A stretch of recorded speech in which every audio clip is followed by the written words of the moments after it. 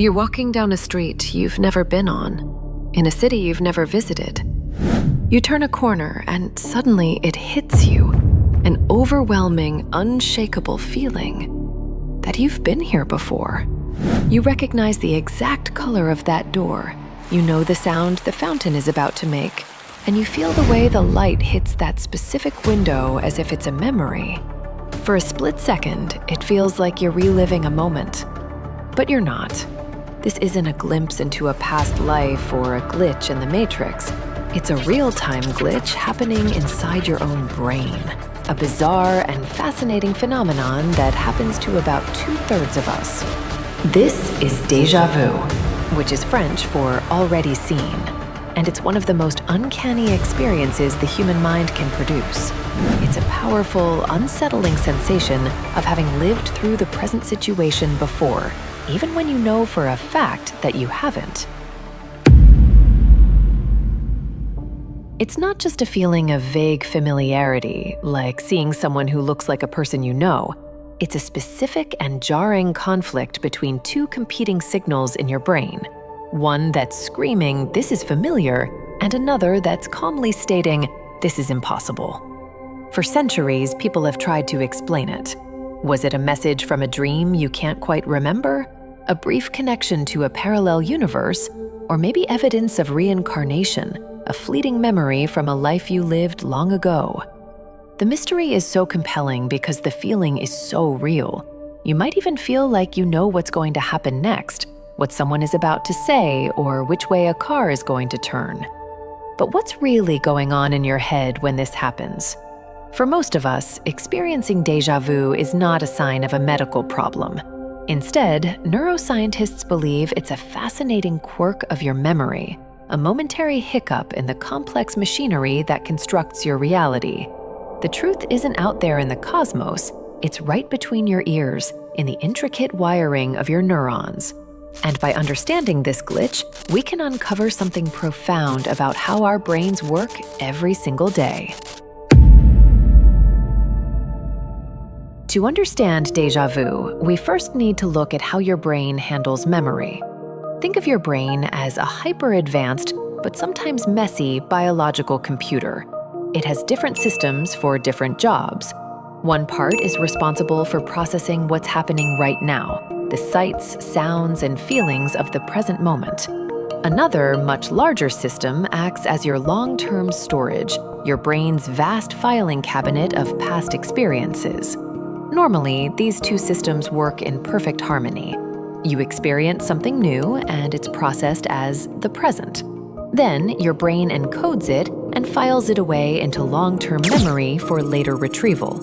It's usually a clean, linear process. Experience now, remember later. But sometimes that filing system gets a little jumbled. One of the leading theories behind déjà vu is the Gestalt familiarity hypothesis. This theory suggests that déjà vu can happen when a new scene has a similar layout or structure to a past experience you no longer consciously remember. Imagine you walk into a coffee shop you've never visited. The layout, a long counter on the left, 4 square tables on the right, and a big window at the back, is almost identical to a scene from a movie you watched years ago, or a restaurant in a town you briefly visited as a child. You don't consciously remember the original source because the memory is too fragmented or unimportant. But a deeper part of your brain, the part that recognizes patterns, flags the scene as familiar. It recognizes the gestalt, the overall configuration, and sends out a strong familiarity signal.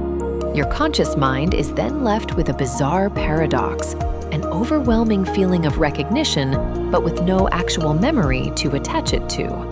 Your brain is essentially saying, "I've seen this blueprint before," but it can't find the original file. This creates that strange, dislocated feeling of experiencing something for the second time when it's really the first. Another prominent theory dives even deeper into the brain's wiring, suggesting that déjà vu is the result of a tiny, split-second processing error, a neural lag.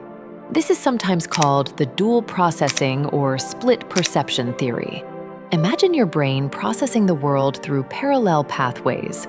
Information from your senses, your eyes, your ears, travels along these neural highways to be synthesized into a single, coherent experience.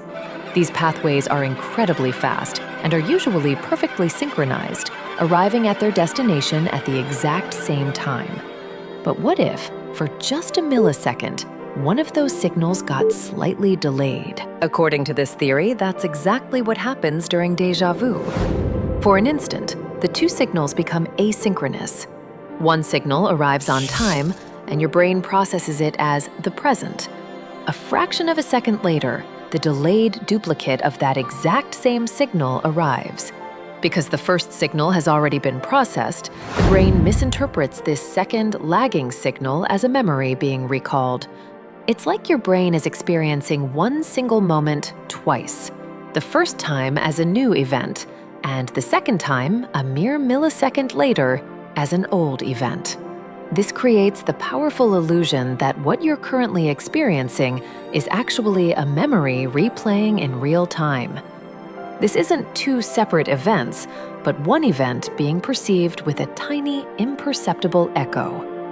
Because our brains work so incredibly fast, this tiny error feels like a profound, mysterious experience, a rerun of a moment that has only just occurred. It's the ultimate brain glitch, your present moment getting incorrectly time-stamped as the past.